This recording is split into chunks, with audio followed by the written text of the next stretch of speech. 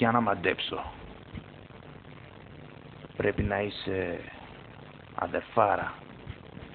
Φαίνεται τόσο πολύ. Τι να κάνω. Προσπαθώ να μην το δείχνω. Αλλά είναι αδύνατον.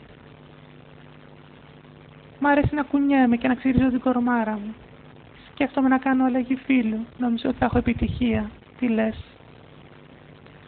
Αναμφίβολα, έτσι και κατέβεις στη Συγκρού θα κάνεις πάταγο. Νομίζω ότι γουστάρεις, Λεωνίδα, να με γαμίσεις. Νομίζω ότι θέλεις. Θες να με ξεσκίσεις. Πες την αλήθεια, παραδέψου το.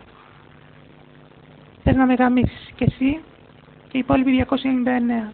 Καλύτερα να πεθάνω παρά να σε γαμίσω. Θα με γαμίσεις ή θα σε ευνοχήσω. Πω, τι πούστα είσαι εσύ.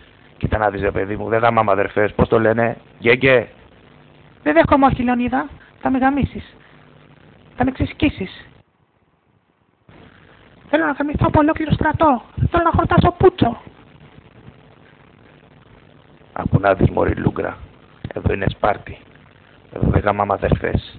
Άμα θες να γαμηθείς, να πας στην Αθήνα. Να βρεις αυτούς τους Αθηναίους που γαμάνε αγοράκια. Κατάλαβες, μωρή αδερφάρα.